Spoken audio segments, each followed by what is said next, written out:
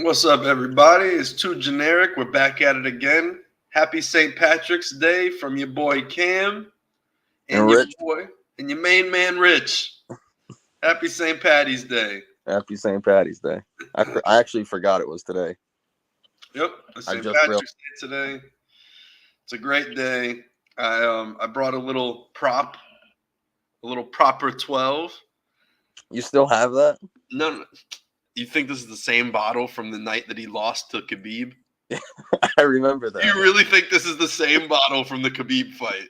Maybe it was. Maybe you hung on to it as a souvenir or something. See, I don't know. that's what you would do because you don't drink alcohol. I still got the Clay Buckholz champagne bottle you got me. It's over there. It's behind the couch. It hasn't moved. I knew that was the funniest gift ever to get you because I knew you'd never drink it. But I'll never get rid of it though. Right. No. But yeah, so this is actually the new flavor. It's Irish apple. Mm, It's an apple flavor. So I'm going to try it out today. But yeah, like, got to support an Irish-owned business. right. You gotta support. If you're gonna celebrate, you gotta support something Irish today. You gotta put $1 in an Irish man's pocket, and that's the way you gotta do it. If not, you're not doing it right. Okay. That's it. Quick, we'll just proper 12. Good luck, McGregor, in all of your battles. He has no battles anymore. I know he doesn't really have battles anymore. He's battling Jake Gyllenhaal now. That's it. He's battling Jake Gyllenhaal. That's sad. That's real sad. I don't even want to say anything because that's just, you know what? Step back in the ring for real. Yeah, he looked like he's coked up in some interview. I know he looked mad, bruv. He's all coked up. I don't know what was up with him, but hopefully he's not all coked up and maybe he was just having a really good time. Yeah, we'll say that. We'll say that. Yeah, so that's what we're gonna go with. That's what we hope for the man. We don't hope any negative behaviors. We just hope he goes in there and fights Michael Chandler. Hopefully, he walks away with the victory. If not, happy for Michael Chandler too. I've rooted for both of those guys in their career, so it's not like I'm gonna hate one after. Right. I think we'll get him out of there in 2 though if they fight. McGregor gets him out of there. McGregor's gonna get him out of there in 2. In 2? Okay. Inside. Yeah, because I don't think McGregor's going 5. Yeah, I don't know if Chandler can go 5. Yeah, true. Chandler might not be able to go 5 either. But I would say his cardio is better than McGregor's. I think McGregor would be. He has gone long in fights before, but he usually loses those fights that go on. Like McGregor's a finisher. Yeah, like even the 5-round the fight that I went 5 rounds with Nate Diaz, he looked horrible the last 4 or 5 rounds. He looked exhausted. Right. And that's why. Yeah, you're right. Like McGregor, and he won that fight too. But the body language was terrible. Yeah. But even if you look at Chandler and he has a weird stance though. He has a weird stance and a weird style that would tire you out quick. Right. But he has a lot of the strength and flexibility to just keep going. Right. And maybe it's a little bit of a possum, like he's looking a little more tired than he is. Right. That's true. I don't know. There's everything could be a mystery. You don't know exactly what's going on inside his head. But yeah, I think he does look tired longer in the fights. So he would have to finish Chandler. But Chandler is somebody who's explosive in the first and second too. Yeah, like the first round of the Oliveira fight, he dropped him. Oliveira, he busted his ass for 5 minutes straight. And then he got cocky in the second round and he got slept. Right. He just wanted to stand and throw and I'm like... Yeah.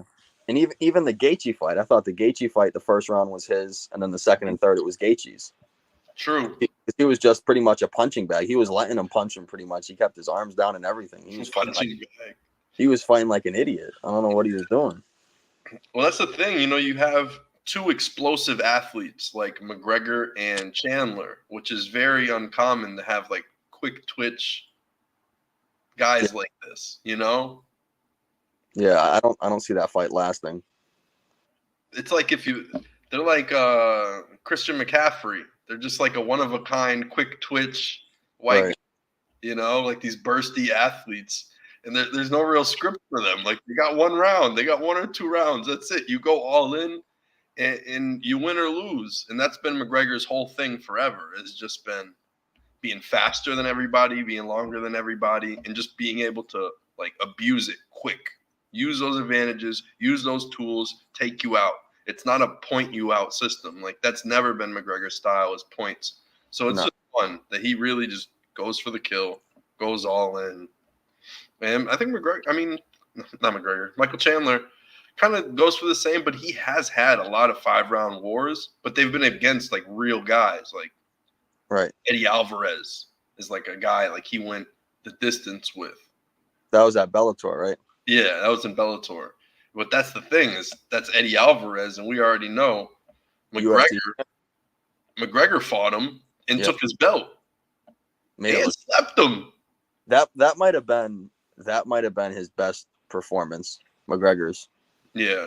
He was just levels ahead of him in that. He had his that was scary. He had his hand. McGregor could have stayed there forever. Oh my God. Yeah, he cleaned out that division too. Like that was the best McGregor ever. It was. You're right. That's good.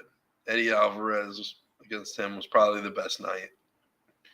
I wonder what Jose Aldo would have did. That would have been an interesting fight. Because he caught him. He caught McGregor when McGregor caught him. He got a good clean punch on McGregor. Right. At the same time. Did you see he's coming back? Aldo? Yeah, he's coming back to the UFC. That's cool. For the fight in Rio de Janeiro. He's fighting Jonathan Martinez. He had a good run. He did. He fought well at bantamweight. Yeah, he did. I wonder what he's going to do. Maybe, I don't think he'll ever fight McGregor again.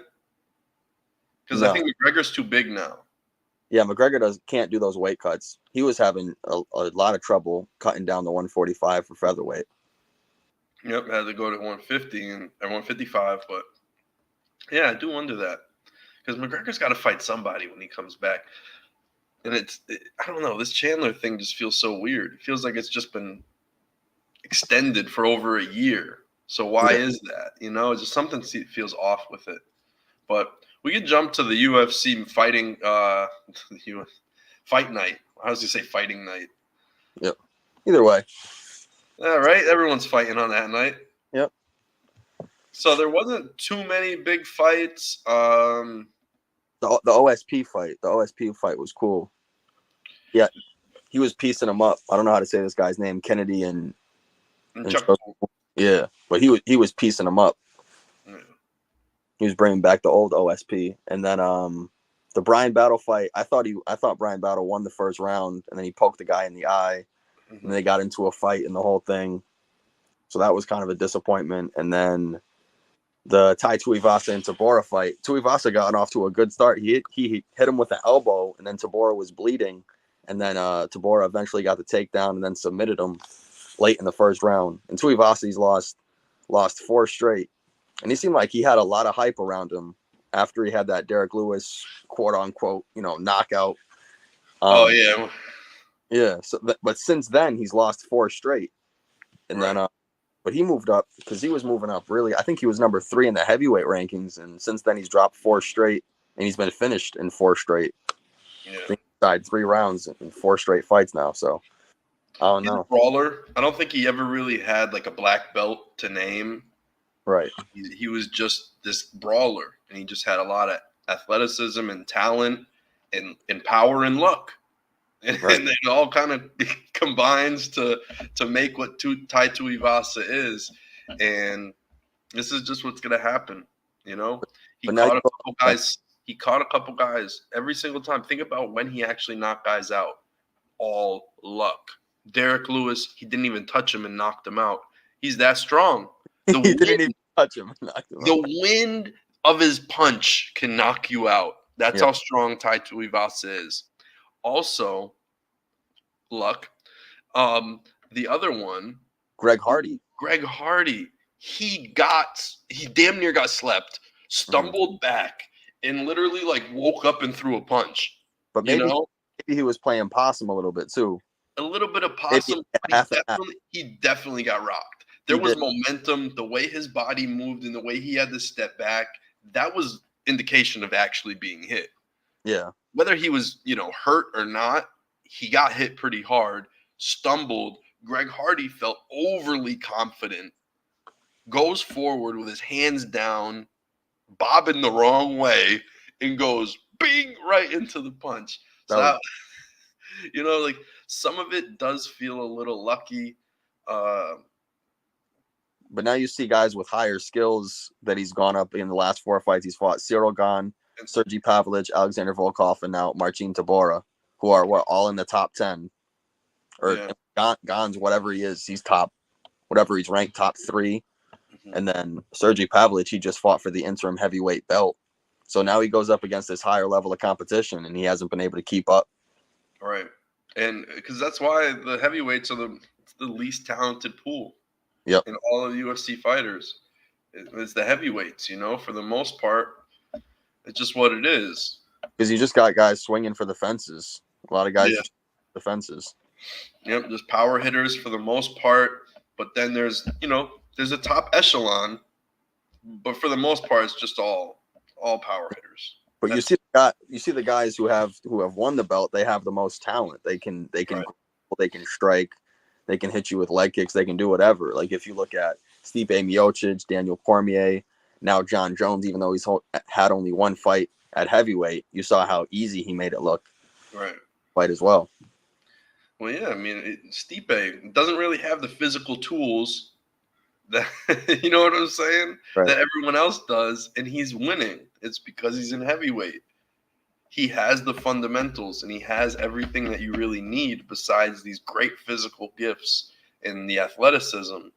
You could take that to heavyweight because you're fighting fat slobs most of the time, and that's all he has to do. He just has to be tactical and sit there and wait for the mistakes, and that's what he does. But you're not going to see those mistakes at 185.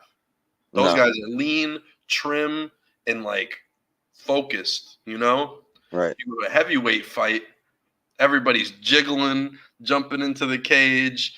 It's especially Tuivasa. Especially Tuivasa. He's got a lot of extra. Probably shakes his gut a little. Yeah.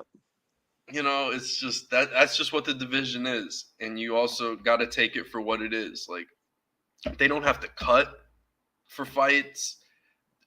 There's not a precision to anything that they do. And it's just a lot of winging it. And that's how they fight. And that's how Tai Tuivasa fights. Is he's going to wing it. And he's had enough talent and enough, God-given gifts to get him to the point of being at this, the UFC and a top 3 fighter at one point. But that's where it ends. Right. It just ends where he ran out of skill, And now it just seems like he's on the downside now, and maybe he'll just be a fan favorite and knock out some unranked heavyweights, or just be kind of the gatekeeper like Marcin Tabora and Alexander Volkov have been for so many years. Right. Yeah, Tabora was a guy that had a lot of skills, but then it came down to chin, reach, and also he's not in the best shape either, Right. But how long a guy like Cyril Gane comes in against Tabora, and you're like, all right, well, this is a real athlete. Like, this is somebody who is focused on their body, not even like Tabora and even Tai Tuivasa. He might be in the gym working the focus his craft. Mm-hmm. Probably just the 1s and 2s because he doesn't grapple. He doesn't do Brazilian jiu-jitsu much or anything. So he's just throwing punches. But Cyril Gane is doing a boxing class. He's doing a kickboxing class. He's doing Brazilian jiu-jitsu classes. He's hitting the weights. He's hitting the treadmill. He's doing whatever, like probably doing CrossFit. He's an all-round athlete, and he's also well-rounded in his skills. You're never going to beat that guy. And he's been able to stay in the rankings for so long because of that. Yeah. And Cyril's good. I mean, he really is. Like, I think he's really good. It's just interesting that he doesn't want to really fight anymore. He doesn't. too interested.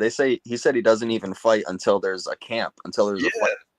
He doesn't train in between stuff, but that's the difference between him and maybe John Jones. John Jones took 2 years off of the ring to fight and get better, right? And to get his skills back up and to get his weight up. You know, he felt like he had a bad performance. He said, "I got to take a step back and get better. I'm not going to go in there sloppy." Well, he lost against Dominic Reyes. It was clear he lost against Dominic Reyes. He lost those first 3, and he won the last 2. But those are championship rounds. Yeah, that's why they gave it to him, because they were the 4th and 5th round. They gave it to him. Championship rounds, and if you want to be the champ, you got to beat the champ. Dominic Reyes didn't beat the champ. He might have had more points. Yeah, he didn't beat him definitively to say you just beat the GOAT. Like, no, you landed a couple extra punches. You made a couple things difficult. I think if John Jones goes in there again for a second time, let's say they got a rematch within 6 months of that fight, who do you think actually wins that next fight? probably John Jones, because look at how horrible Reyes has been since that Jones loss. Yeah. He got slept so bad by Ryan Spann. So maybe that was scary. Yeah. And Prohaska. I was about to say the Prohaska one was scarier, but also Spann was. Oh, the Spann one to me was worse. I thought the Spann one was worse. The Spann one was worse? Yeah, pull up the video. Yeah, pull up that elbow. All right, hold on. YouTube. I mean, the elbow was scary. I'm not denying that. And the way he went down, the way he fell. But I hope they have it. Let me see.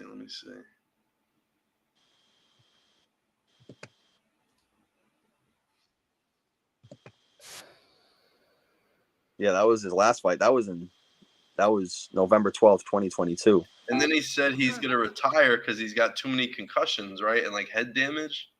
Well, no, he's supposed to come back. He was supposed to fight on some card, but then look how fast he went down. I don't even see the punch. It was the left hand. The left hand slept him. It was the straight jab. Watch. Here, I'll try to slow it down.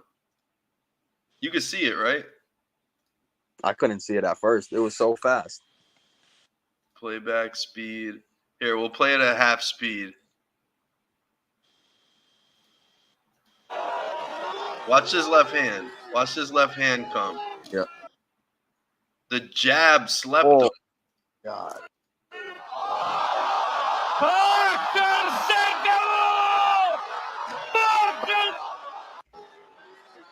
It was just so fast. He's had 3 bad losses. He had that Jan Blachowicz loss where Jan was killing him with that leg kick. It was killing him the body kick. The body kick. Then he had the spinning back elbow. Then he had that left hand. Oh, yeah, he had the spot. Yep. He had the big red spot from Jan. Yeah, that was in Abu Dhabi. That was the same night as Adesanya and Costa. Man, that was a good one. That was a good fight. But yeah, Reyes has been getting his ass kicked. And that he was either on some serious juice. I don't know what he did. Or the loss just really changed him. Yeah. It really changed him mentally or something. Maybe. But I mean, I don't know. He went in there, went toe-to-toe with the best of the best. You can't get sad. You just got to go whoop some ass and you hope for a rematch. Right. And that's the best do. Fight. But that next fight for him was for the light heavyweight title against Blachowicz too. So he had another chance to win the title. Oh, yeah, yeah. So, yeah. Who else was on this card? There was Mearchart and Barberena. Did you end up watching that? Yeah, I watched that. Well, Barberena's garbage. So yeah, I know. And Mearchart just has that like, oh, he got bitched by Chimaev in 20 seconds, so no one likes him anymore, so no one bets on him. But that's why he's the smartest pick. Yeah. I would have taken Mearchart in that one if I was betting on it, because Barberena's garbage. Yeah, you just have to know like UFC storylines and matchups and things like that, and like rock beats scissors, scissors beats paper, paper beats rock. You just have to kind of know like certain matchups and try to compare and contrast. Like, okay, he did this against him, he did that against him, so he'll probably beat or lose to this guy. Right. At least that's the way I try to do it. It's just matchup math. And yeah, like even Tai Tuivasa, he won a fake knockout over Derek Lewis. Of course he's going to lose a lot more. Right. It's set up for you to think he knocked out the knockout artist. Yep. So now you're going to bet on the guy who knocked out the knockout artist, and you're going to lose your bread. Mm-hmm. Some stuff is you just got to understand what's at play here. But yeah, that was about it for the card. It wasn't crazy. But next week, better main event. Amanda Ribas and Nami Hunis on your birthday. Yep. I like that one. Yeah, that's going to be a goodie, I'm looking forward to it. I'd say other than that, maybe I'm rooting for Shabazian. Like I got my boy, Cameron Saman. Yep, the South African. The South African. Yep, he's fighting. Then Usman's brother is fighting. Ricardo Ramos is nice. That's about it. There isn't a lot on this card. This card might be worse overall than Saturday's card. I just want to know why Carl Williams was scheduled to fight a guy named Junior Tafa, and instead he's fighting his brother Justin Tafa now. But then we saw whatever it was 2 weeks ago. Justin Tafa was supposed to fight somebody, and then he fought Junior Tafa. Then that guy fought Junior Tafa. So the brothers have replaced each other's fights. Do you think it was a typo before? And no, he was because what's his name? Yeah, Justin Tafa was supposed to fight the other couple weeks ago, or a few weeks ago, and then his brother Junior fought. Yeah. Now I think Junior was supposed to fight, and now Justin's fighting. So who won that Junior Tafa fight? Junior Tafa lost. I gotta look at. I don't remember who he fought, but he lost. I can't remember which one it was. Was it Volkanovski and Topuria fight? Let's see. No, it wasn't that one. I can't remember which one it was. But yeah, they flip flopped. They replaced each other in both of the fights. Yeah, I'm not seeing which one it was though. Yeah, I don't know. I don't know which one it is. But yeah, so we'll see how it goes. Anybody in the undercard? It's not looking too good. No. Except Usman's brother. Right, Usman's brother is fighting the opening night. Yeah. Yeah, it's looking like a slow card, but it's all good. At least I get to see Nami Yunus fight.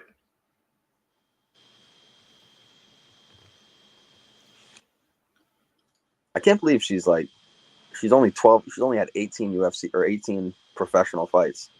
I know. She seems like much more of a vet. Yeah. Like for a record, to me, doesn't feel like she's. I mean, it doesn't feel like the women's records don't really stack up. Like they don't fight as much. Right, and she's taken a lot of time off too. You'll never see a 31-12 women's fighter. It's just that's fight gonna 40 times. I don't know. It's just what I've seen. Yeah, they do less. But we could move on from the UFC. Let's go to. You want to do some fast break? Yeah, we'll do fast break. I do want to set the lineup before the game start. So. Because the first game starts at 1. Yeah, 10 for me. Oh, that's true. Yeah. So this is how I've been doing. I actually forgot to set a lineup on the 7th. That stunk. But I got 11 wins right now. Last night I lost. I could have got 12. And I've been saving my rant for this. 40 from LeBron, 31 from Edwards, 22 from Cam Thomas, 28 from Siakam, Donovan Mitchell. 13 points. And how much did you need? I needed 150, and I was 16 off. No joke. No joke. I swear to you, I was going to put Io DeSumo in the lineup. And he had a career high. 34. No joke. Like the other night, I'll show you this. I have these instincts where I know someone's going to go off. Let me see the assist night. Right here. I put Kelly Olynyk in. Yeah, that was the weird one to me. Yep. I put Kelly Olynyk in, and that seemed like a crazy pick. Who the hell would start Kelly Olynyk when you need assists? How many? Hmm? How many assists did he get? Oh, you can't see? He got 8. Oh, he got 8. Nice. That's a season high. But I just felt it. I seen that IQ was out. I seen that RJ was gonna be out. And RIP to his brother, by the way. But yeah, like I don't know. I was like, I know the offense is just gonna be played through him. And that's just the type of player he is. Like he's like a bench Jokic, if you will. Yeah, he's slow as hell. Slow as hell, smart as hell. You know, but that's about it. He doesn't have the over the top skills like Jokic does. Jokic is just like a perfectionist. He knows his limits. Yeah, but Kelly Olynyk is solid, and these are the type of nights. Like I have these pocket picks where I'll pick 3 to 4 stars. I don't try to fill up the whole thing, and I know who's going to supplement and fill the rest, and I'll find them on their career nights. And what made you not go with December? I'm like, bro, it's the end of the thing, and I've saved Donovan Mitchell. He's a common. So, like, I saved Donovan Mitchell's common card this whole time for this day. From day one, I planned out if I use Donovan Mitchell, I'll never win on day 16. I swear to God. And that's the only reason why I didn't do it. And I'm like, I saved Siakam for it as well. I saved Siakam through this whole thing. I have LeBron's rare. This was my second use. Anthony Edwards, this was my second use. Cam Thomas, same thing. A rare, second use. I saved Mitchell for this night. And I'm like, and I know everyone's out in Chicago. There's mad people out. And I'm like, this is Io's night. Like, he's going to attack the rack. Yeah, Kobe White's hurt. Kobe White's hurt. Levine's out. Caruso's not a bucket. Like, I even think DeRozan might have been out. No, DeRozan played last night. He just didn't score that much. Was Vooch out? There was someone else. No, Vooch had a big night. Vooch had a big night? Yeah. Who was it? Let me see. Yeah, Patrick Williams was already out. Yeah, he's been out. And then Julian Phillips was also out. That's what it was. It was Julian Phillips. And he's like I don't know, he's a rookie, but he's been getting minutes, and I know he's a scorer. So I'm like, if all these stars are out and the rookie's out, December's going to get more shots, more minutes. Yeah, because they're tanking. But, like, I'm saying, if Julian Phillips wasn't hurt as of 2 days ago, then they would have just threw him out there and said, do what you want. This is the end of the season. These games don't matter. We're out of the playoffs pretty much. Like, let's be real. But I knew to play Io, and I messed up. Damn. I really did. So what do we got today? So today, pick 5 players who will combine for at least 50 rebounds and 5 blocks. 50 rebounds and 5 blocks. Yep. And, oh, my God, I've used everybody. I was going to say, I was looking at the score now. I was looking at Nurkic for rebounds. He's been going crazy with rebounds now. I got to just force it with Capella, Claxton. These aren't bad options, by the way. No. Portis Giannis might be out. Questionable. I'll take Bobby. Yeah, probably Bobby Portis. Is Chris? I don't know if Porzingis is out. He is. He's officially out today. Hamstring strain. Give me Horford. Yeah, he'll be in the starting lineup. Fucking Sadiq Bey, bro. RIP to his ACL. Oh boy. Anybody else I could grab? Who's this guy? Keldon Johnson could be a good rebounder. He has nights where he rebounds well. True. I got Sohan though too. Yeah. And Zach Collins. Well, Zach Collins doesn't play as much. I already used my Wemby. Where is he? Yeah, he's already used. Damn. Look, if I want to play Wemby, if I need a rare, check this one out. Let's see if you can see the price. Here, I'll zoom in a little more. So a rare Wemby is 3,200. God damn. And a legendary, if you want to be able to play Wemby 3 times, he's $10,750. Get out of here. Yeah. Crazy. Go to some other guys. Go to not Wembanyama. Don't worry about the rares. Right. All set with those. Yeah, I only get one play out of Wemby, and it cost enough. Jesus. So then you have Denny. Denny's a good rebounder. But he might be hurt. What's wrong with him? Day? Damn. Let me see. Washington Wizards. Denny, late scratch Saturday's game against the Bulls with a right knee contusion. So he's going to play this game. Because he's the best rebounder on that team at times. He's had some big rebounding nights. Yeah, I like Denny. He's a hard worker. Yep.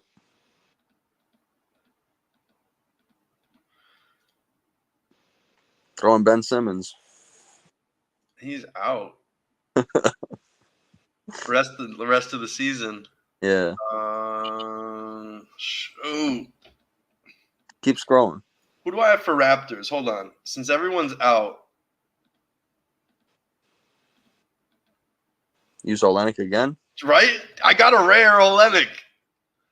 Yeah, I mean, Barnes is out. Barrett's out. Brown's not going to rebound. Even Chris Boucher's out. Yeah. He had some MCL injury. Yeah. I don't know. I'm locking it. This is the play right here.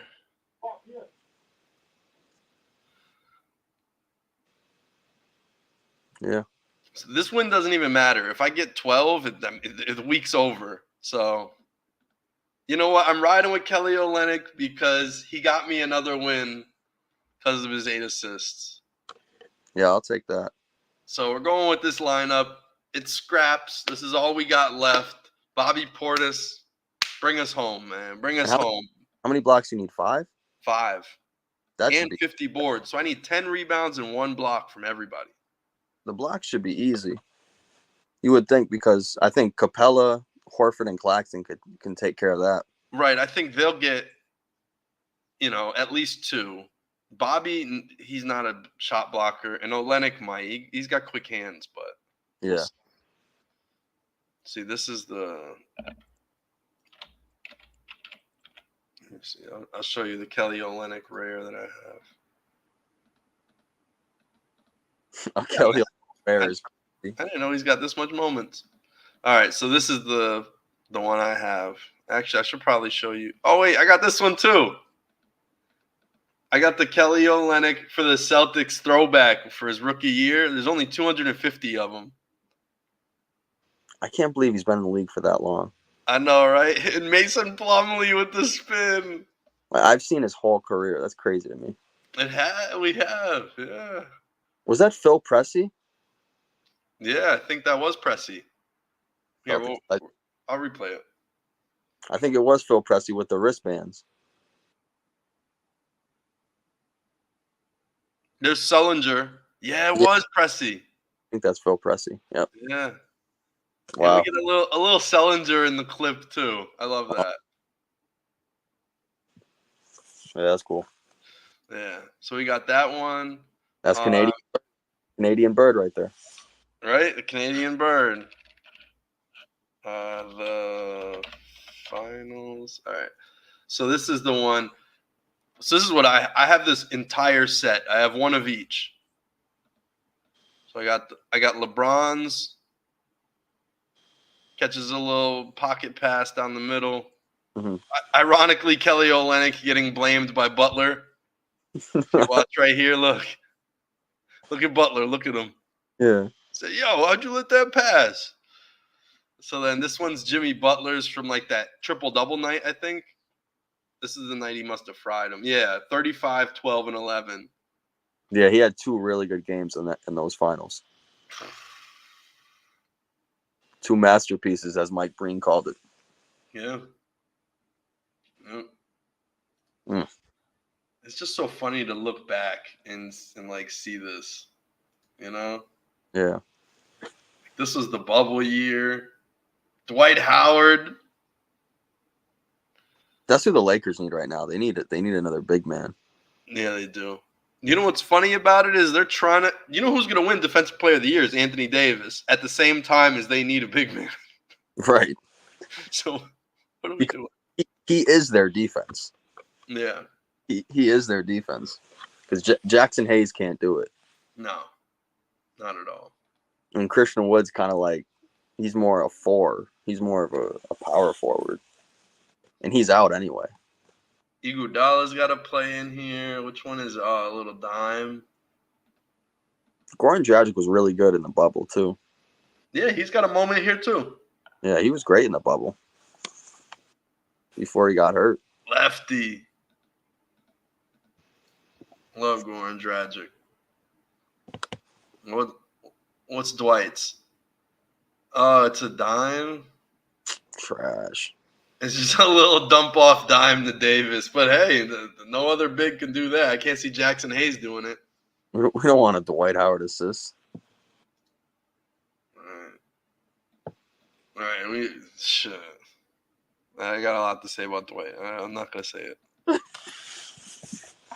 It was just there. Just.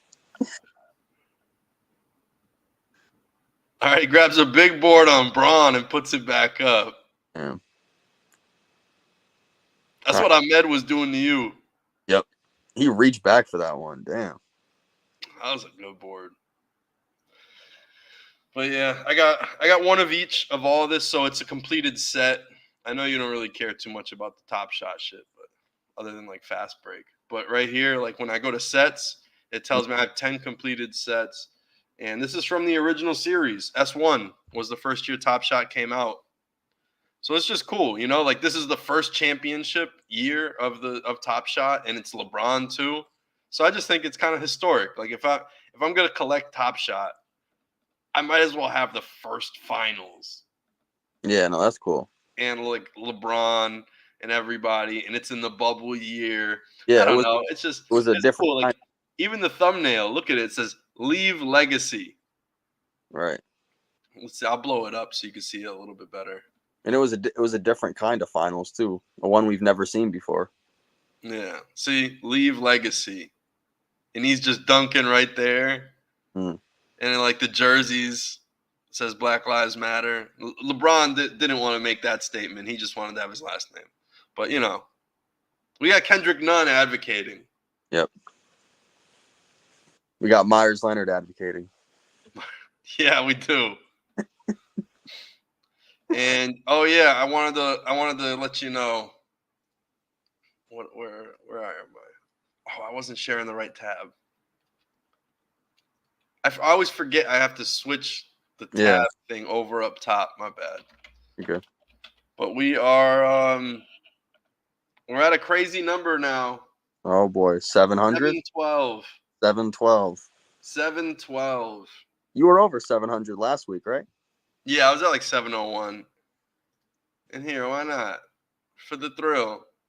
You just bought another one? We'll buy another one. We throw it on the card, $4. Oh my god. So 730. It's a gallon of gas. It's a gallon, not in California. It's a half gallon of gas. See, it's even cheaper. This is what I'm talking about. Well, I would be, if I didn't do this, I'd be stupid. I would be a man not recognizing a good deal. Oh my god. 713. Keep adding on to it. Half a gallon of gas every week. Half a gallon of gas. I even said it to myself. If you think about it, right? You go to work 5 days a week. You make money and stuff.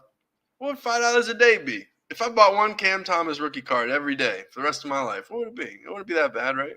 $20 every week. $20 a week.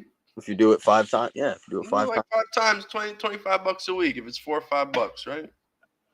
And then eventually, let's say 6 years from now, he's trying to be like an all NBA guard.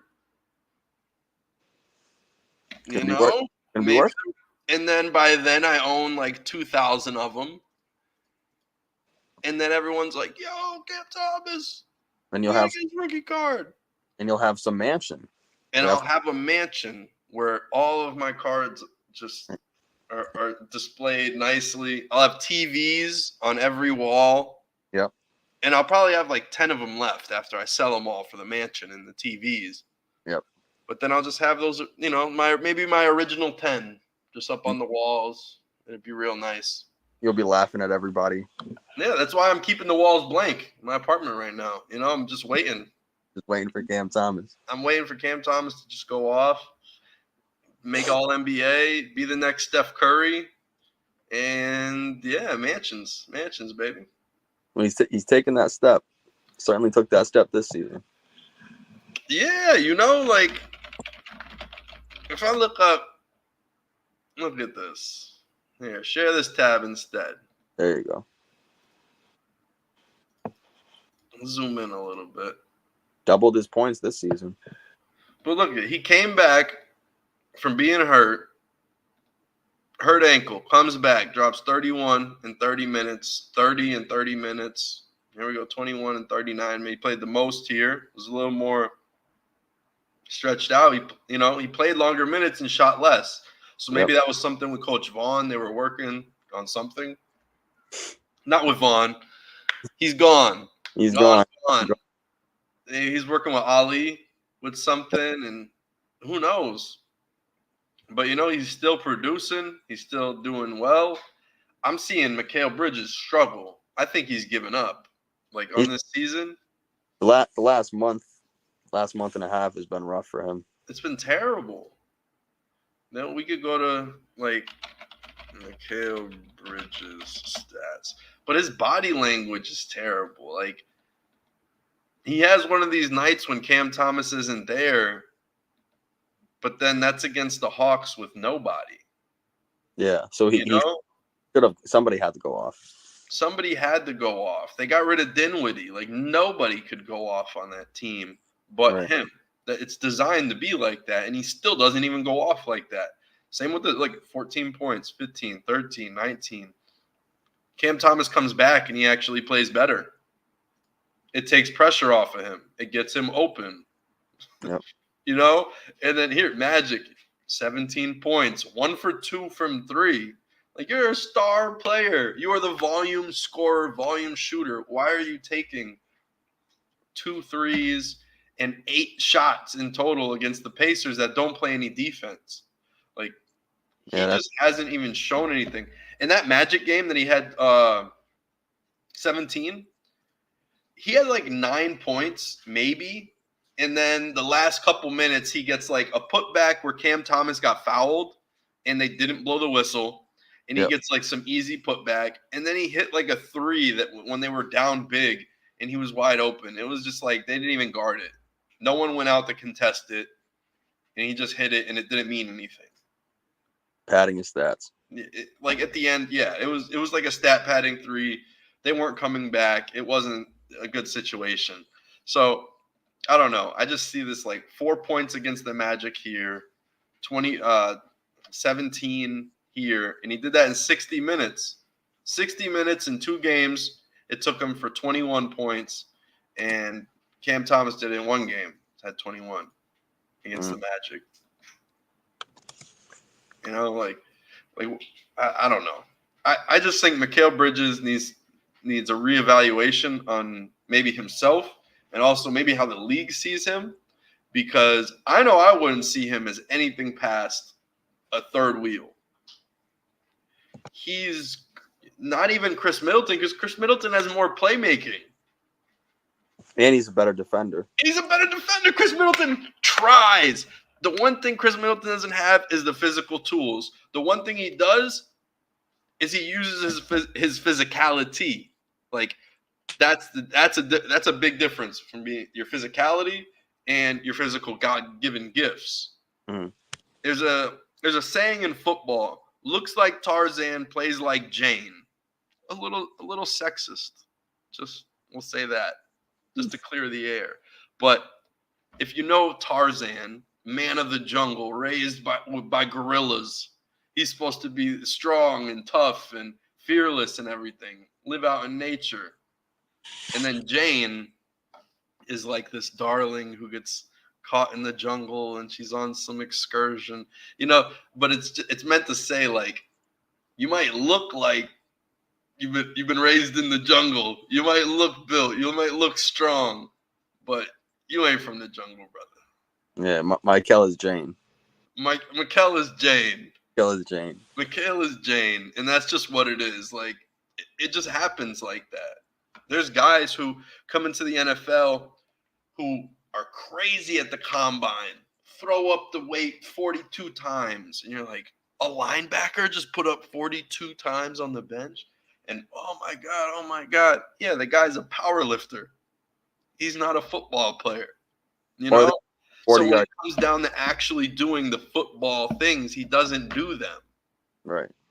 Or they look at the 40-yard dash. Right. They'll look at a 40-yard dash for a corner, and that's the only thing. But that's him running forward. Yeah. Like corner, you're not running forward the whole time. Yeah. Running backward a lot of the time. So there's some things that aren't perfect. But yeah, Mikhail is just a guy that you take him to a combine, you measure his vertical, his arm length, his leg length in comparison to his hips and everything. Like, if you really do the science on it, you're like, this is the perfect athlete. But it just doesn't apply the way you'd want it to. But maybe you needed a full season to figure everything out, because this is the first season where he's been kind of looked at as, that number one guy. Last year, too. But it wasn't a full season with the Nets. It wasn't because he got traded. So it wasn't. Yeah, I guess. So maybe give him, I don't know, wait till next season. All right, so if you could say give Mikal Bridges until next season, and he's been given the keys since day one, praised, put on the front cover, the front page, main guy, number one guy on the team, then you can't even say this is Cam Thomas's year to be the guy. This is like he's been benched multiple times. He rolled his ankle twice. He's been in and out.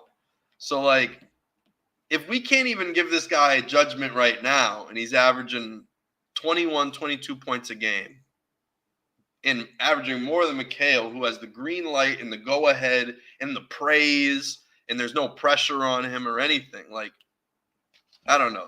That's also like my whole point. But I feel like think played. Go ahead. Sorry. Go ahead. I really think, like, I don't know. Let's just look at this. But I feel like Mikal has played pretty well offensively up until, from February to now. He really hasn't played well. But I thought before that he was playing well, at least on the offensive side of things. Hold on. So look at this right here with Steph Curry. I'm not saying he's Steph Curry. But look at year 3. 14 points, 80% from the free throw line. Like. How many games did he play? 26. Oh, that was probably why. Had all those ankle injuries. Yeah. He really only had one big ankle injury. Yeah, he got past that pretty quick then. Yeah, and that was his third year. And this is Cam Thomas's third year, and he's averaging 22 already. And and he's not even considered a good player in the mainstream yet. Yeah, no one talks about him enough still. No one talks about him, and you look in these are the numbers that Cam Thomas has right now. Other than the assists is definitely higher. Well, he's out there to get buckets, but he doesn't play the point guard. Yeah, he doesn't play the point guard position, so he shouldn't have more assists than Curry. Right, he shouldn't have more assists than Curry. So I don't know. I do think Curry's a better overall player. I think Steph Curry's a top 5 player ever, maybe, and definitely a lot of people would share that opinion. So it's at least top 10 player. Curry's legit. Who's a better point guard than Steph Curry? You're gonna say Magic Johnson. Well, that's the only person you really can compare him to as far as the top point guards of all time. That's what I'm saying. So clearly, that's the debate now. That's the debate about is actually the debate's if Steph is better than Magic. Yep. It's insane. It really is insane. So we'll see where it turns out. But this is what I just want to say is people really have this opinion of this player. Well, the lack of opinion, and I think it's insane to have a lack of an opinion on Cam Thomas right now, and to not say that he's trending in this way. And he's also incredibly young. He's 22. Steph Curry's 22 year. He was averaging 18 and over 3 turnovers a game. Yeah, so he's already on a great pace. And then we go to Cam Thomas. And Steph's rookie year, he was 21. What was Cam Thomas, 19? 19 turning 21. Or just turning 20. Yeah. He got drafted at 19. But the second he gets 30 minutes a game in his third year, which is Curry's second year, he's scoring more points and he has 1.8 turnovers. Yeah. And Curry had 3.1. Yeah, he has less assists. He also has less steals. But the free throw shooting is solid. About 85% for his career. The free throw attempts are going up. He's got to work on this 3-point shooting, but it's improved from his rookie year. Yeah, it's just inconsistent. Yeah. But this year it feels automatic. If he gets something wide open, if he's catching, it's money. The step back 3 is scary though. And the step back 3 is scary. I don't know. He really is a different type of player. But yeah, right here, you're getting him 30 minutes at 22. He's averaging 21.3. People, I don't know. I think people think I'm trolling when I'm telling them this. They'll see the vision one day. And then we go here, 22. He's averaging 18. You can't say this guy isn't potentially a generational scorer and deserves to be at least looked at, not just he's a gunner. He just does whatever, he doesn't care. He never passes. You can't say this stuff. He's still trying to figure out what he is. Yeah. But if he could do all of this at a decent level, he's shooting 38% this year and averaging 22 points. 38% from 3? Yep. That's pretty damn good. And with the amount of shots he takes. He's taking a lot more shots. I don't know. I just think there's a lot of meat left on that bone. People act like they just figured him out. Oh, he's a 6-man, whatever candidate. He's a microwave scorer. That's what they call him, a microwave scorer and all this shit. He's not Nate Robinson. Nate Robinson was a little sideshow, niche punch off the bench. You just let him go crazy. The crowd gets all into it. That's not him. He's a methodic scorer. He's going to get you down to his pace, kind of like Luka. Yep. He gets you trapped into this kind of medium-paced game. It's not slow. It's not like he's walking it or backing you down, but it's just this medium pace that he's almost jogging, and he gets you to jog with him now. And now you guys are both jogging. And then boom. Then he puts up the weirdest shots. Hits you with a double move, gets you beat by a half a step, and then contorts his body to whatever type of side he has to finish. I don't know. It's cool. It's a good style.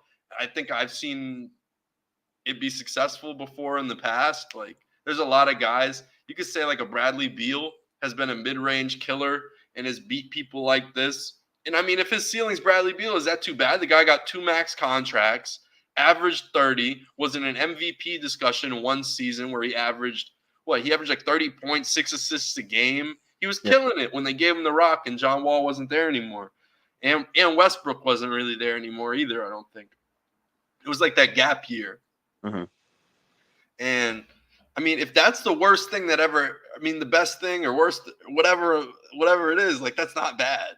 If my ceiling is Bradley Beal, I'm really happy. Exactly that. And I think he's better than CJ McCollum. Like long term, he's going to be better than CJ. He might already be better than CJ ever was. CJ's got a lot of skills, a lot of talents and stuff, but he's better than CJ already. Year 3, and that's him getting benched still this season multiple times and everything else. And still putting up those points. While Bridges is over there having a bitch fit about it because he's pissed. He's like, this was supposed to be my team. And it's just not the case. There's someone better than him on the squad. We'll see what happens, though. I think this offseason is going to be nuts. Someone's going to get traded from the Nets. Like, the Nets are going to get shaken up. Yeah, the Nets got moves. I could see Dorian Finney-Smith being traded. Yep. Cameron Johnson, Nick Claxton. It'd be a lot of moves, you would think. Yeah, a lot of moves. I think Nick Claxton, they might re-sign him.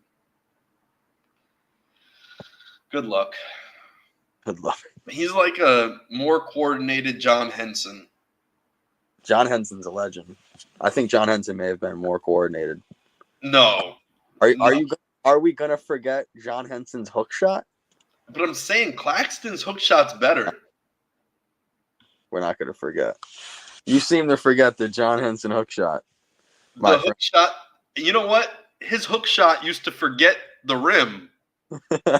He used to airball hook shots. They said, "Here you go, Giannis. We'll give you John Henson as our starting center." Yeah, we'll give you John Henson. That's the best we could do. That's the best we got. We got you Rashad Vaughn at shooting guard. Vaughn. Nate Walters at the point. Where was Ersan Ilyasova?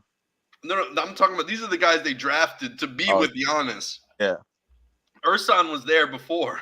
Yeah. But they drafted Thon Maker, DJ Wilson. Remember him? I remember DJ Wilson. Thon Maker. I love Thon Maker. Me I was too. so excited. Remember when he dropped Bam in high school? Oh my God. He was something else. I don't know what. He was. He got old. Well, he was lying about his age anyway. He got old quick because, he was 25 playing against high schoolers. And then when he finally made it to the league, he was 31. And they're like, what the fuck? I thought you were a high schooler, bro. He's like 3 or 4 years older. That's real shit. Apparently from the teeth, they could tell. Like, kind of like your age and stuff. And they were like, this dude's not a rookie. Like, this dude's not coming out of high school. I promise you that. Like that. I promise you that. Like, that's just, it's sad. It is what it is. People lie on their birth certificate. Buddy Hield is another one. Did he? I didn't know that. Yeah, Buddy Hield's older than what he's listed as. Or it might be actually corrected by now. But he's still hooping, though. Yeah, he's still hooping, but he's a year older than what his age was. Whatever, like, if you thought he was 23 at Oklahoma, he was 24. Damn. I think that's where he was, right? Yeah, he was cooking at Oklahoma. Yep. Kobe went to his game, right? Because didn't he go off and he said, like, Kobe was my favorite player or something, or Kobe gave him a shout out. Or something happened with Kobe. I remember him in his senior year. Yeah, that's awesome. But yeah, Buddy lied on his age. Serge Ibaka, he did. His age is wrong. And Francis Ngannou, Chael Sonnen claims is older than his listed age. Chael Sonnen, though. He's always trolling. Chael knows, though. He's trolling. he'll talk about Francis and he'll be like, I mean, he's from what we know, he's at least 38. What we know. That's what he'll say. He'll say, from what we know, he's at least 38. Yeah. And the 38-year-old, or so he may be, he'll go off and say that type of stuff. Ultimate troll. But it might be true. It might be. It might actually be true. It wouldn't be surprising. It wouldn't. Speaking of that, we're going to put the Francis pack in the air. R.I.P. R.I.P. Francis. I wanted him to take out the boxing world.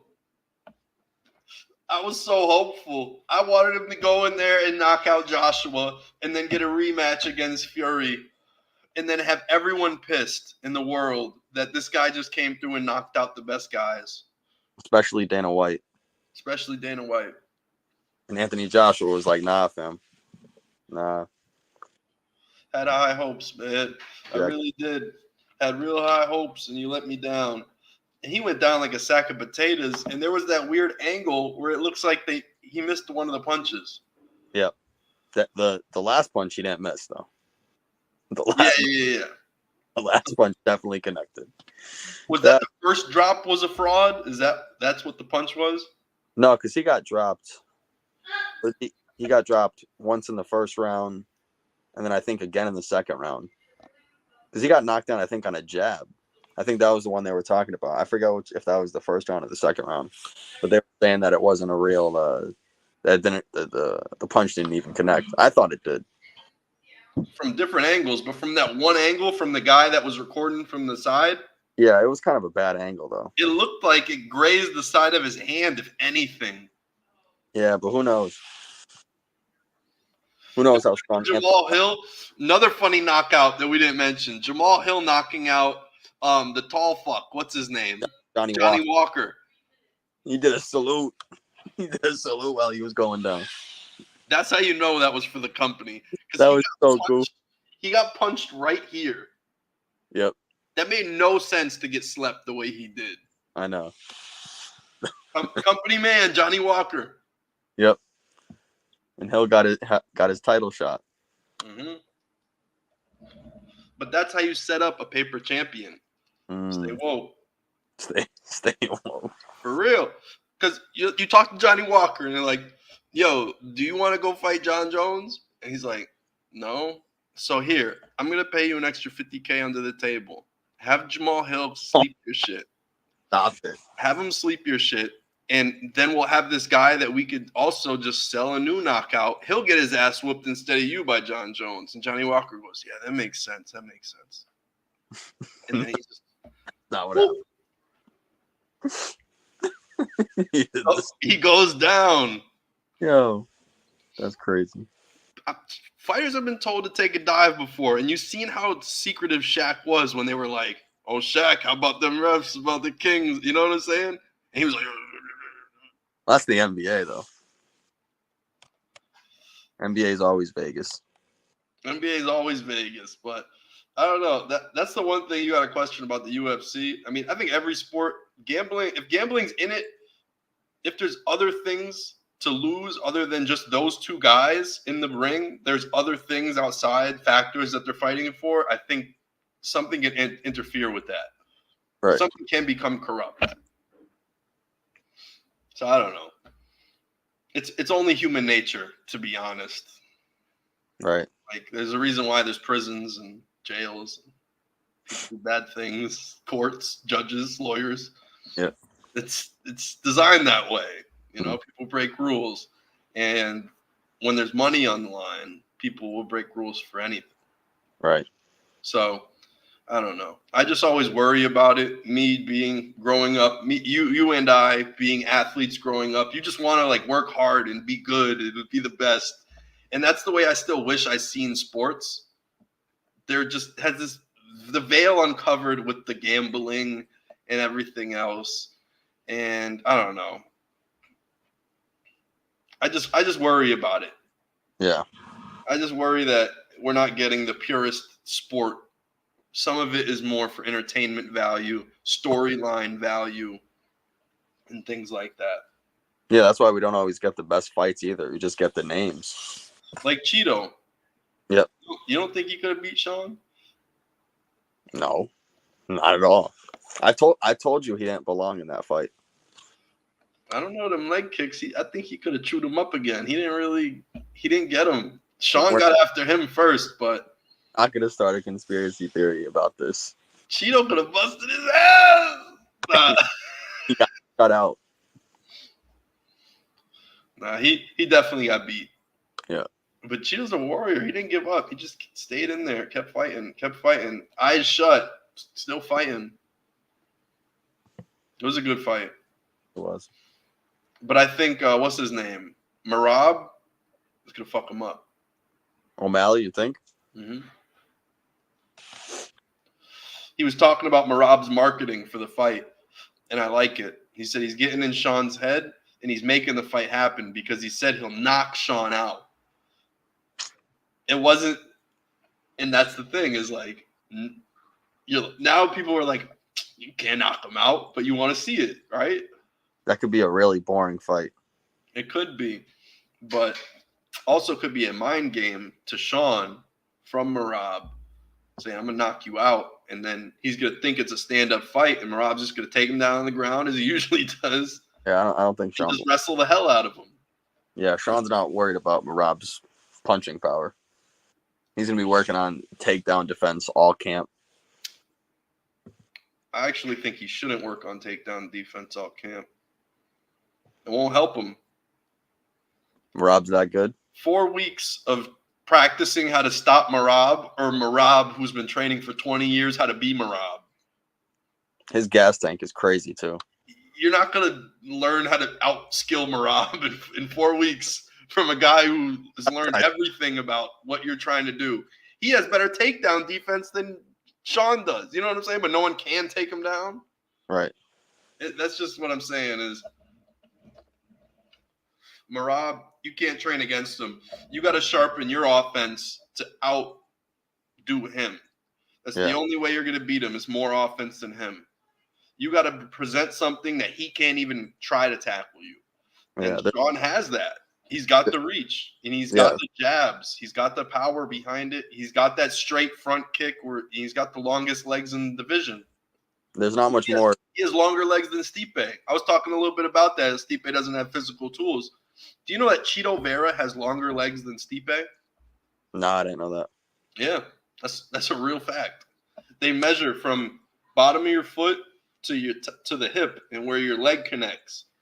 Right. And Cheeto and Sean have longer legs than Stipe. I'm kind of built like Stipe. I got shorter legs, longer torso. I just know that. Nice. But yeah, there's some people with like mad long legs and their hips start like up here. Like Wemby. Wemby and Porzingis are kind of like a little different. Like Porzingis, he looks like he has a long body. Yeah. Wemby looks like he's all leg. Right. It's all about where your legs connect in your hips.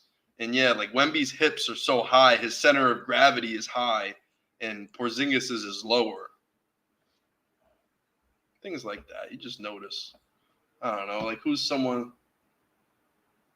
I don't know. We know some long. Like KJ. Like, me and KJ are almost the same height, but his legs are, like, dumb tall compared to mine. He's got long legs. Right. What's our next topic? You're going to go on your... Sabonis getting snubbed, talking about white guys with short arms. Yeah, go on your Sabonis rant. Oh, my God. Sabonis is getting killed in podcasts. It's BS, honestly. The guy is averaging, or not averaging, he has more total triple-doubles than Jokic this year. But he's on the... That alone is like, whoa. And this guy wasn't an all-star. He might not even be all-NBA because they took positions out of it. And with Embiid hurt, it would be, who would it be? Jokic, Anthony Davis maybe at the second team center position, all-NBA. And then third team, it wouldn't go to Bam. Bam isn't having the best season. It'd be Sabonis. As a center Sabonis, yeah, he's a for center. the center position. But what is Giannis considered? Oh, he's a power forward. He's a forward Oh, because you consider him a forward? because of Brook. Yeah, I know, but I don't know. I feel like he plays. Giannis kind of plays like a same time though. I would never put him in an All NBA. He's never done that. Every All NBA team he's ever made, it's been a forward position. Yeah, you're right. He plays like a center a lot. He does play some small ball five. They play him at that, but at the same time, like, they have Brook usually gets pulled up in the pick and roll, and Giannis has to play the opposite weak side so that he could be the secondary help defender, kind of like how they had Horford and then they had Robert Williams on the back line. Right. Both of them were the center. Both of them were the power forward. More on defense, Robert Williams was the 5. And then on offense, he's probably the 5 too. For Sabonis, he's having the best year of his career, and they're winning. That's the main thing too. Yeah. Kings are having success. It's sad about Fox. The dude's averaging 27 points, and he's not getting anything either. Yeah. But Keegan Murray's taking a big step. I think Harrison Barnes looks really good this season. And Malik Monk, he might be the only award winner, 6th man of the year. He deserves that. He's definitely good. Kevin Huerter, he's all right. I mean, he hasn't been shooting as well as he has in the past, but yeah, they got a squad over there. I like what Sacramento's got going on. I think they're going to be playoff sleepers. I think they came up short last year. They learned. That was their first playoff test. That was the first time the Kings have ever even made the playoffs in, 18 years? And they took the Warriors to 7 games. And they took the Warriors to 7 games. It took Draymond having to stomp a guy out. Yep. Defending champions to 7 games. Right. Can't be mad at that. I think this year someone's going to get upset by the Kings maybe in the playoffs, unless they get matched up with maybe the Nuggets, because they're a half game out of the 6th spot right now. Yeah, they're a half behind the Suns. So if they do finish with the 7th spot, the season ending today, they'd play the Nuggets, and if they beat the Mavericks in a play-in game, they'd play the Nuggets. So that might be another first-round exit for them. Right. But there's still, whatever there is, 16, 17 games left in the regular season. Yeah, there's still time. So I have a lot of hope. They'll do their thing. Yeah. I think they're going to be a fun team to root for in the West at least. Probably not going to win a championship, but the Western Conference is really interesting. How many games are left? There's 6. I mean, if you look at the Thunder and Nuggets record, they've played 67 games. They've played 67, so they each have 15 left. All right, and Cam Thomas, he needs 13 games to make 65. Oh, yeah, to win MIP? Yeah. But yeah, the Western Conference is much more interesting than the East, because the East, to me, it's going to be, I don't know, I see the Celtics. I really like the Knicks. Maybe I'm buying into the hype too much. No, I think the Knicks are I think they could win the Eastern Conference. That's what I'm saying. I think they're so deep, and if Randall can come back healthy, if Robinson can come back healthy, they just got Anthony back a couple of games. Yep. I just think their depth is unlike any other team, at least in the Eastern Conference.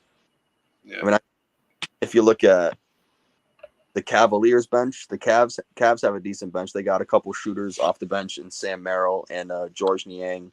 Karis LeVert is probably one of the top candidates for 6th man of the year too.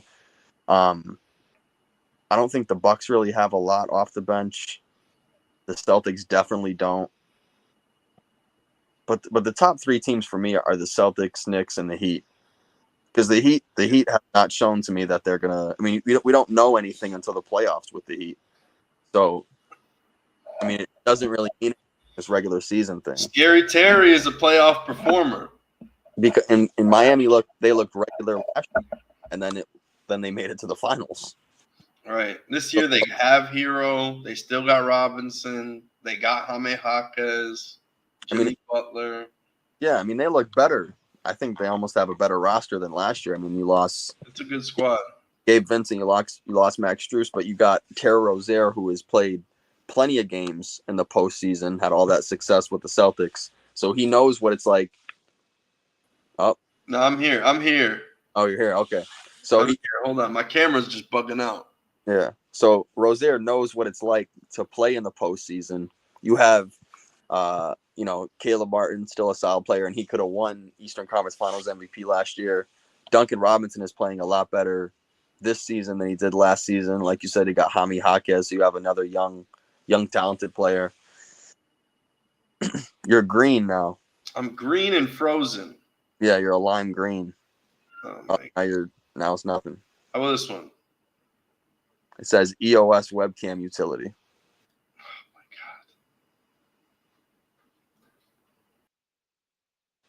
God. Oh, now it's just me. Well, oh, he's back. Gone again.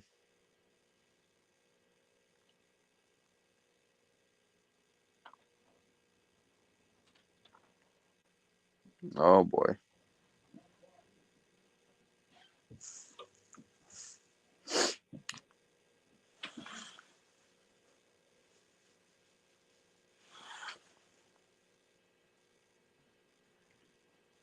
Damn, that might be the show. Back. There he is. Okay, I thought we had that. Oh, Oh my God! It's frozen again. you're frozen. Yep, I can hear All it. right. All right. I'm going full audio this time. Oh man, I don't know what's happening. this hasn't happened in weeks, Right? months. No, I don't think I've ever had a camera freeze. No, you had camera freeze when we first started. Really? Yeah, it wasn't as bad as this, but yeah. All right. Yeah, I'm gonna leave it off for now. I don't know what's happening with my camera. I think it's the government Yep. Talking about Cam Thomas too much. talking about Cam Thomas too much, proving way too many points, connecting way too many dots, Talking about Sabonis too much. talking about Sabonis too much. The government hates when you're talking about Sabonis. But yeah, for the Eastern Conference, to me, it's just the Celtics, Knicks, and the Heat. And then for the West, I just think there's a lot of teams that can upset some of these top teams. Like you look at, I don't see the Thunder. I don't know. I don't see the Thunder. I could see them losing to the Pelicans. I could see them losing to the Suns, the Kings. To me, it's really just it's a toss up in the Western Conference. Even the Timberwolves. I mean, I feel like they could get upset too, and they're only a game back of the top spot. But yeah, I think the Western Conference is really wide open. And even the Lakers, they got the last play-in spot. They got the 10 seed, and they made it. And they didn't look great in the regular season last year, and then they made it all the way to the Western Conference Finals. You just never really know. We'll have to go back and see who we had. For what We'll this? when the season ends, that in between the playoffs and the season, we'll have to do a pod and talk about our preseason predictions and if anything came true. Yeah, with the awards too. Yeah, yep, definitely with the awards. I don't think I did too good with the awards. I think I had Tatum as MVP. He was in. I picked him as my number one for. I had a top 5. I forget who else I listed. Mm-hmm. But I had Luka. yep. I mean, he's still in it. But he's they're at 8, right. Yeah, they're just not, doing too hot in the standings. They're in 8th. And they're still 9 games above 500. It's not like they have a bad record, but Right. that the Western Conference is just so good. You got 5 teams with 41 wins or more already.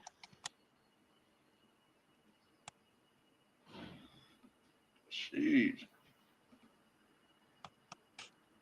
But yeah, the Kings, 10 games over 500, 7th place. Yep, half a game out of half a game out of a guaranteed playoff spot. Right. And they're another team, like you said, they could be a dark horse. I think the Pelicans. I think a lot of people are sleeping on the Pelicans too. Like if you match up the Kings against the Thunder, who knows what could happen? Because Fox and Shea, they might cancel out. Right? Because Fox. And then what are you dealing with? You got what? Sabonis will put the shoulder in the Chet. He'll piss Chet off. Yep. Sabonis got that experience. He does. I don't know. The Kings could do it. The Kings could, even though they'll never match up with the Suns, I think they could beat the Sun. What about the Pelicans?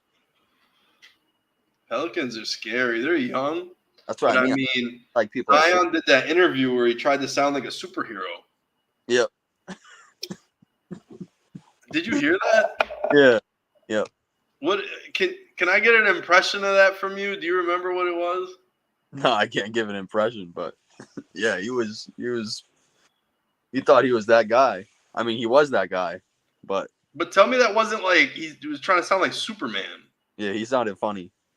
Like I've never heard, like it was like a WWE thing, like that. It sounded like WWE. It's something that like John Cena would have came off and did a sideline interview and said the same thing, and it would have made sense. Right. Yeah, I don't know. He was acting different that night. The face, the everything. I don't know. Something about it was just comical. Yeah. He's like, I got to lean in. I got to be the new face of the league. LeBron's retiring. I could do it. He could. He really could if he stays healthy. I think he could. We see how good he is. He's got the haircut with the Z in the back of his head, too. Like, I just like it. It all makes sense. And it's crazy how good he is for not, really having much of a shot. And for being undersized and for being overweight. Yeah. Crazy what he does and how efficiently he does it. Right. And that's why the league doesn't want to let Kenny Lofton play. No, Kenny Lofton, he's too big. He's bigger than Zion. But Kenny Lofton's dumb nice. They don't want to see the big guy succeed. He's okay, but goddamn, he's huge. Pause. Big pause. Big pause. But yeah, the Western Conference is just so stacked. It is. And the East isn't at all. No, you look. Knicks are in fourth place, don't even have 41 wins. Right. Fifth place Pelicans at 41. Yeah, there's five teams in the Western Conference with 41 wins or more. And then there's 4 teams in the East that have 40 wins or more. The Celtics really took a big lead. I know. They're on their way to clinching a number 1 seed soon. They got the Wizards tonight. Oh, yeah, that's an easy dub. That should be an easy win. 52-14. What's that, 66? Yeah, 66. Oh, they're going to hit 60 easy. Look at the schedule. They have the Wizards, Pistons, Bucks, Pistons, Bulls, Hawks, Pelicans, Hornets, Thunder, Kings, Trailblazers, Bucks, Knicks, Hornets, Wizards. Yeah, you got some trash teams in the lineup. So They play the Wizards, Hornets, 1, 2, 3, 4, 5, 6. They play the Wizards, Pistons, Hornets, and Wizards for 6 games. Oh, this is a 60-win team. That's what I was. Yeah, there's no way they go 500 or less. Yeah, that's 58 worst case scenario with those games. And Trae Young's not even going to be back for the Hawks. The Bulls are always kind of up in the air. Right? That's always a tough game for some weird reason. Pelicans, that should be a good game. The Bulls know how to muck it up. It's like Patriots-Dolphins. Yep. Patriots-Dolphins is always a tough matchup for some weird reason. The Kings game should be good. They play the Bucks twice. Play the Bucks 2 more times in the regular season, and they play the Knicks. Yeah, this has got to be 60. Yeah, they definitely got the 60 in the bag this year. It might be different this year, says every Celtics fan since 2018. No, this seems like the year. The Bucks are good. We'll see what Dame does in the playoffs. I think that's what I'm really waiting on, and really just that's I'm holding my judgment. Yeah, because he has played this one of the worst seasons shooting percentage wise from the field and from the 3-point line of his career. And he's going to be there for the next 4 years. Yep. And he's owed $60 million or more his last year. Wow. It's bananas. And you have Doc Rivers as your coach, so. And you have Doc Rivers as the coach. And the other thing, you got Giannis, who's like going to be an unrestricted free agent soon. And he could go wherever the hell he wants, I think, after next year. The teams are going to want him. Giannis might be on the move. Right? You kept the wrong white guy, too. You should have kept Grayson Allen. You kept Pat Connaughton. Right. It's true. It really is true. But he won a ring with Pat, so he wants to stay. And Pat was clutch in the finals. Yeah. He was so good in the finals. Old Pat. White Mike from East Boston. White Mike. Yeah.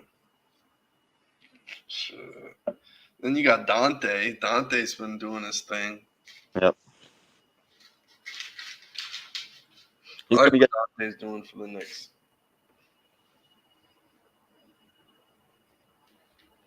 He's gonna what? He's gonna get his shots up. That's one thing. He's not afraid to put them up.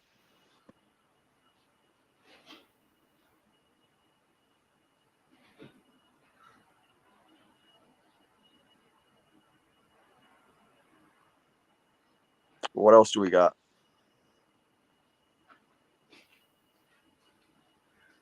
What happened? What else do we got? Oh. All right. What else we got? That might be it. Selection Sunday. Yeah, Selection Sunday. I don't know enough about the men's basketball. I know UConn. So we could dive into that a little bit. Yeah. So with UConn, about a month or two ago, you called it. You said, if anybody's going to win it, you think UConn could go back to back. And they just won. What's the conference? The Big East? Big East, yeah. Yeah, they just won the Big East. But so, let's see. They're going to seed high, which means they're going to face lesser teams on the way, which are basically like buys. Like the first game should be a bye week for them. Some teams get upset. What was it? Furman did it 1 year. Yeah, and then I can't remember. The first team was UCMB. Yeah, that's what it was. Yeah. They beat Virginia. Yeah, they beat Virginia. And, oh my God. I covered 2 of the players. Remember? Really? One played for the Zombies. Oh, wow. And the other plays for Christina's uncle in Puerto Rico.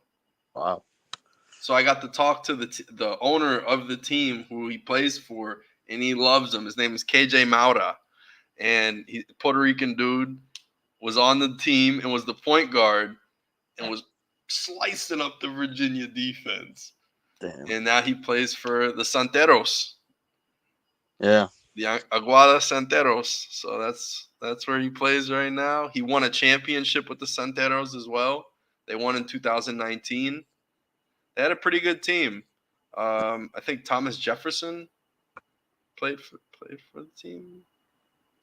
Thomas Jefferson. I really just said Thomas Jefferson. Thomas Jefferson was a hooper? Thomas Robinson. It's Thomas Jefferson though. Thomas fucking Jefferson. You're high as hell. I was talking about the second president. Thomas Jefferson's on the You didn't know Mount about, Rushmore. they didn't know about his post game. Yo, would you put Thomas They couldn't Jefferson on handle. your Mount Rushmore? Because he's on the Mount Rushmore. Yep. So he's No. got to be top 4. He's top 4. He's not 4. Top 4, he's not 4. So 4, I guess 4 would be Teddy Roosevelt.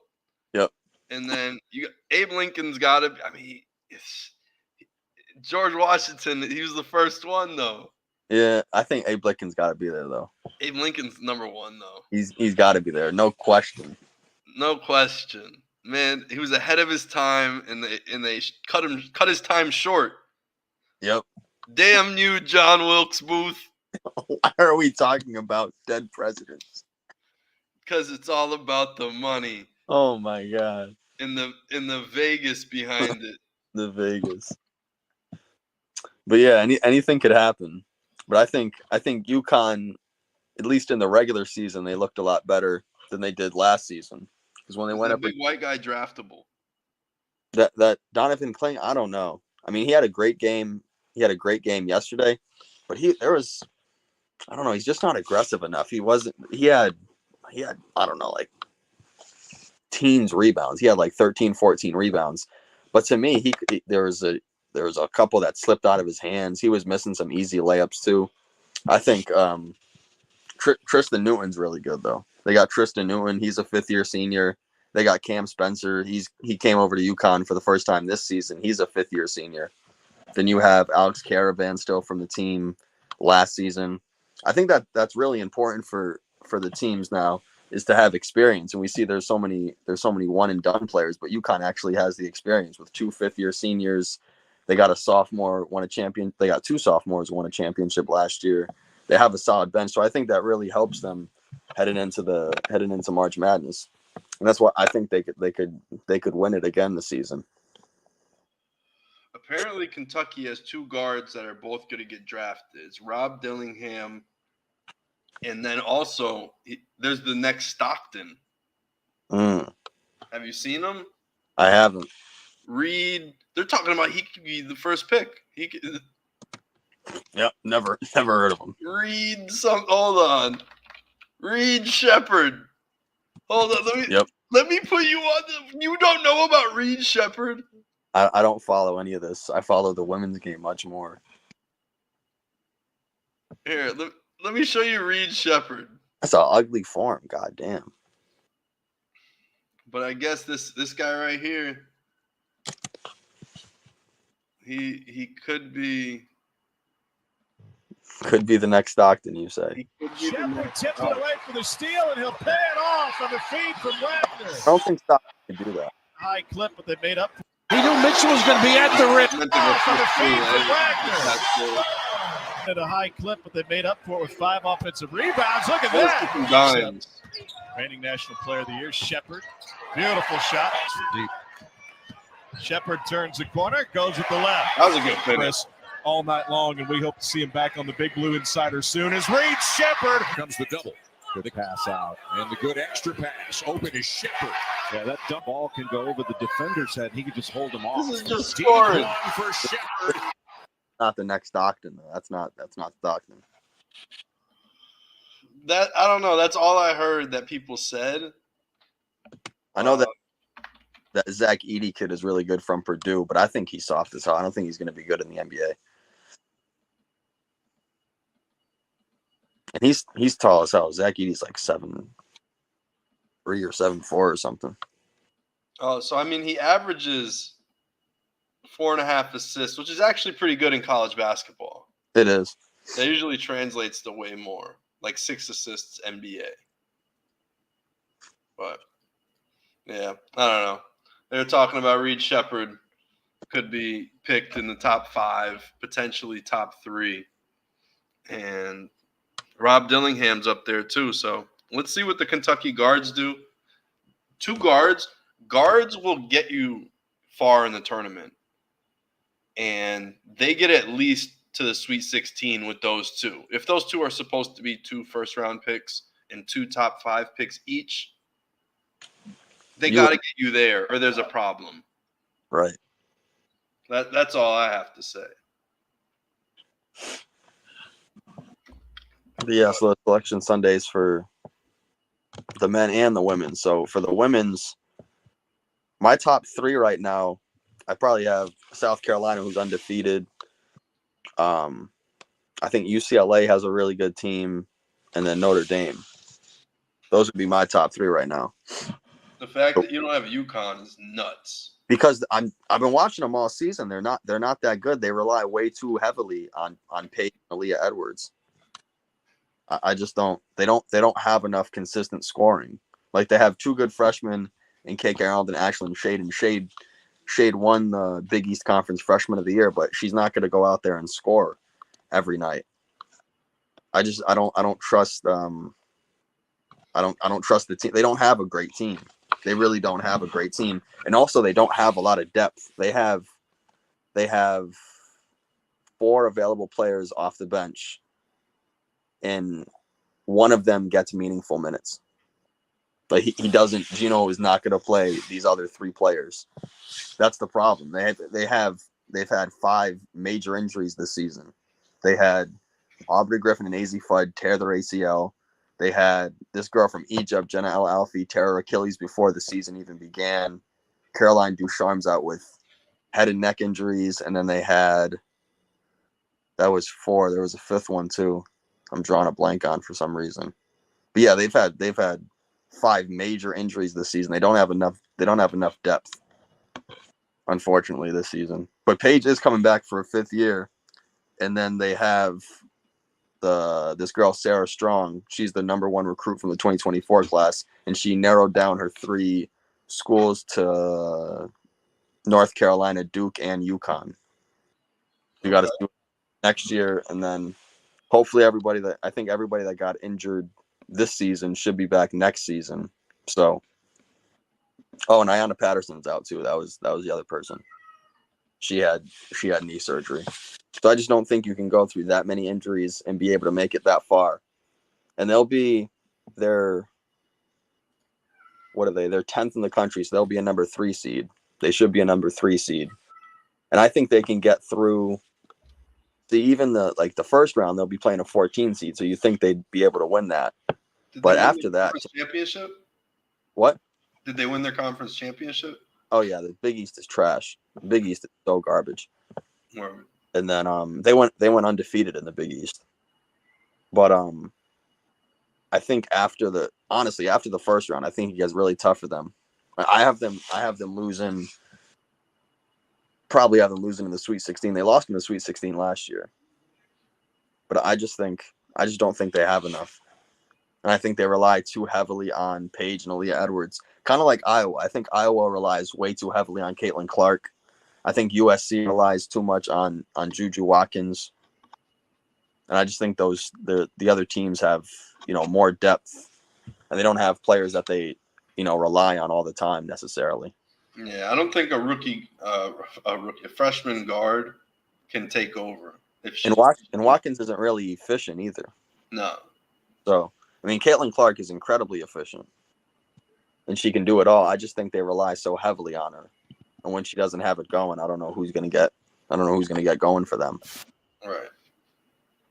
But the other thing is, she could just carry. I don't think she could carry through the whole tournament. Like, you're not going to go against South Carolina and do that. But they had a couple.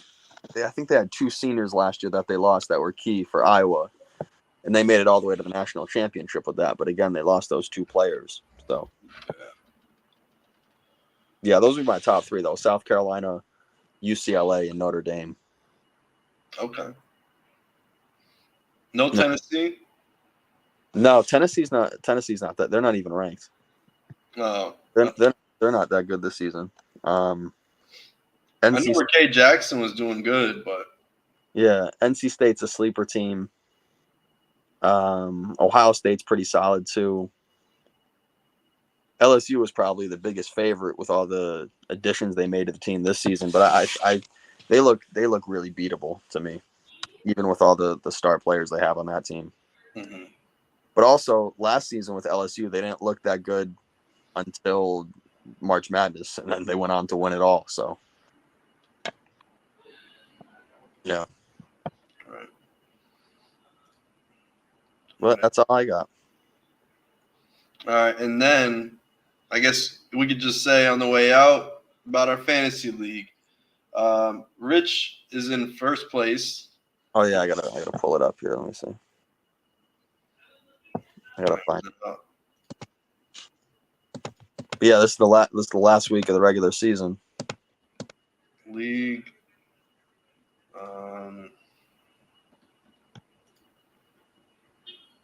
This is the standings right now.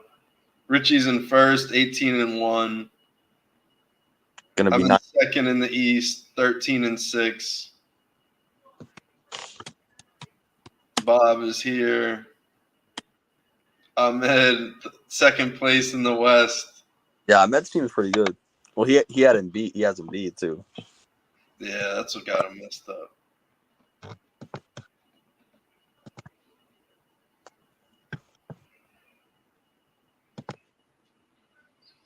But yeah, and then how do I see the playoff bracket? I don't know. I know it says it somewhere. Because it's not set yet. Not everyone is clinched. Go to. I can't see it. You gotta zoom in more. Oh, okay. Let me see standings.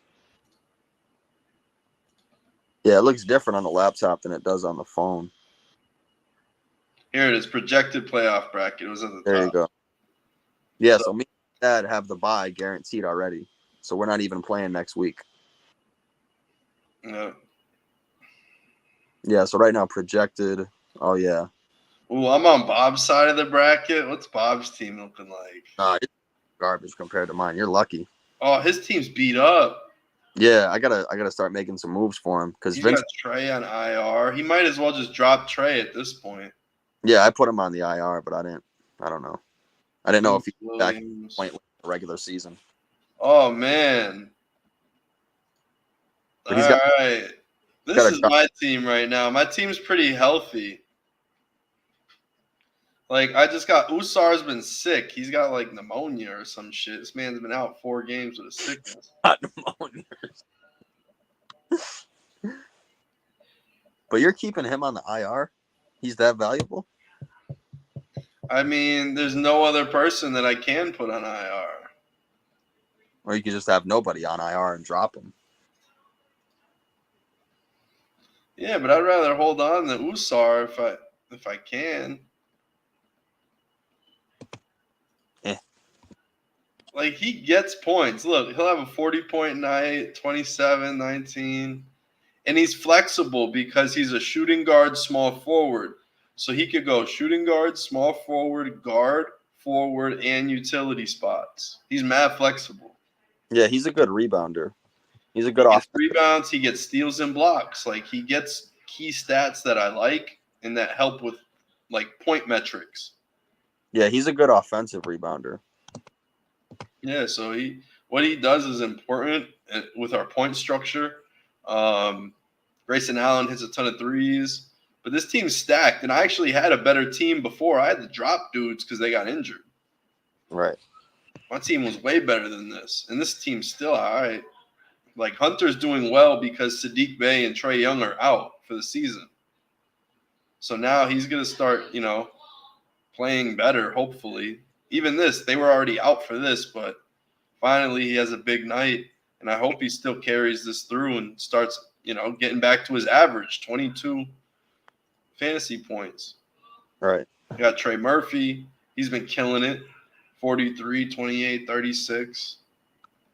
Wendell, I picked him up in free agency. He was hurt. Someone dropped him. Now he's killing it. Yeah, because he missed a lot of time this season. But Paul Reed should be doing even better than he is. They don't play him that much. 20 minutes, 24. He's coming off the bench now. I know. Still, he gets a lot of stats and does his stuff. So I like Paul Reed for that. Yeah. B-ball Paul. And, I got Harden, Cam Thomas.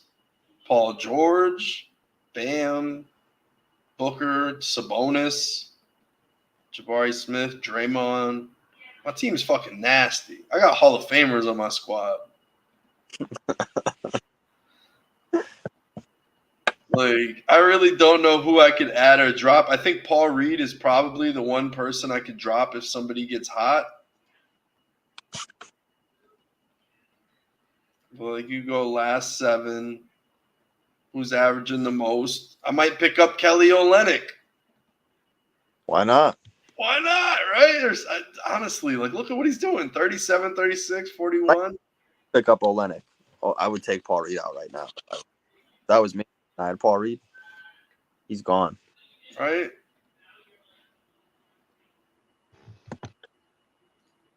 Canadian Bird. Canadian Bird, man.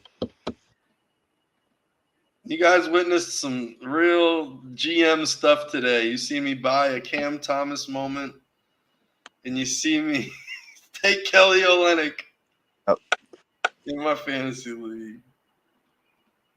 But yeah, that's good. And I'll get some points. Not that I really need them against Troy. Yeah, you're cooking them. I tried to trade Troy earlier in the season for Mikal Bridges, but he wouldn't trade me him. Yeah, I don't know if he's even touching this. Yeah, he's not subbing in Plumlee. Well, we'll see who wins it. You're probably going to take everybody's money. I hope so. Shit. You won.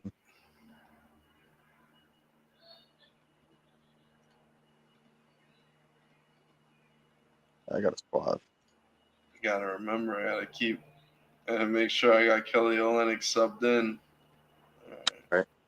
And he's a power forward, so he could get subbed into the forward spot. See, it's perfect. He's nasty. Well, Paul Reed can too, but He's just not as good. yeah, if Kelly Olynyk is going to be the only big man over there with Pirtle out, with Boucher out, with Scotty Barnes out, it's all day. It don't make any sense to not have Kelly Olynyk, especially if I'm picking him up in fantasy and Top Shot so much. It only makes sense if he's stat stuffing now.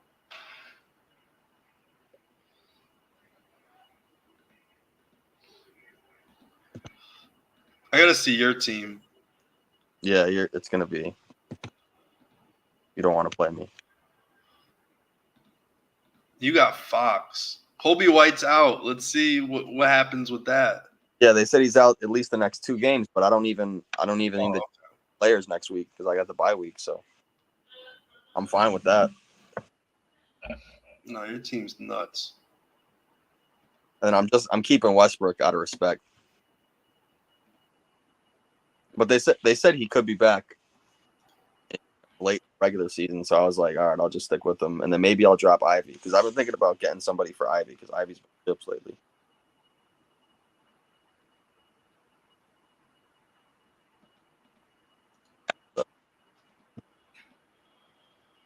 I would keep Ivy if I was you. Yeah, well, I mean, if I got Westbrook back, I might drop Ivy.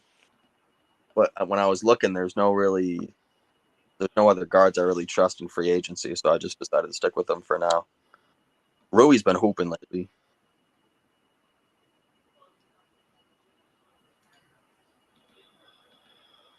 Yeah, his team's scary. Mm-hmm. Jalen Johnson with nobody over there too now. He could just go off. Yeah, he just got back. He missed some time with ankle injury. Now he's back, so. Giannis. I'll playing right now, projected playoff bracket. I'm either playing Jaden or Ahmed. Detroit's getting the number 1 pick this year. Yeah. I feel it. I really do. Washington looks a lot worse.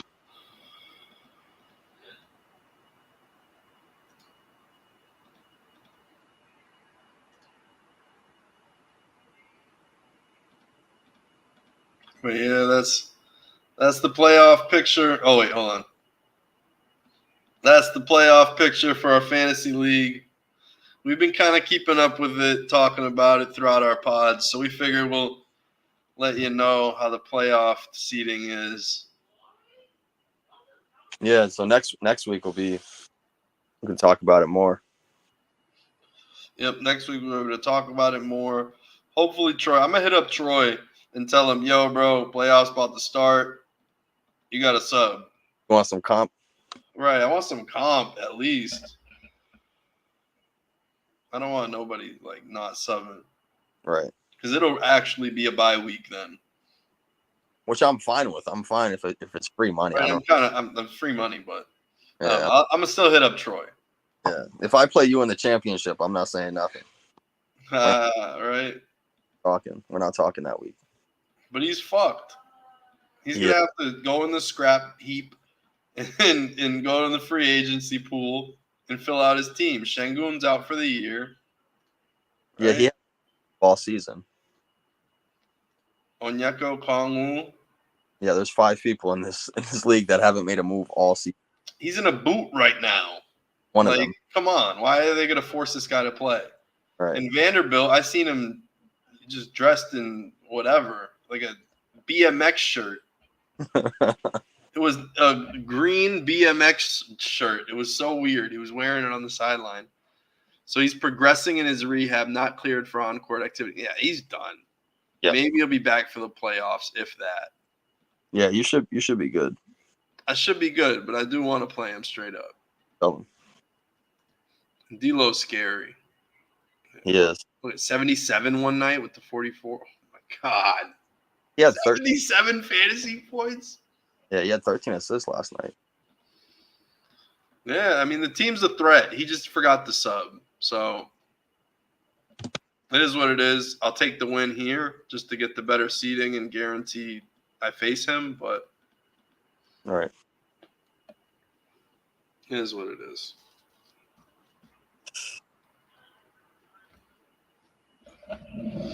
It's crazy. People aren't subbing in a money league. I know. It's only $10, but yeah, that's true. It's only $10. But I think at least some people are taking it more seriously than usual than if it wasn't for any money. Yeah. All right. That was our spiel. Thank you for tuning in, guys. Anybody, shout out to y'all. Much love and peace out. Adios. Adios, guys. Adios.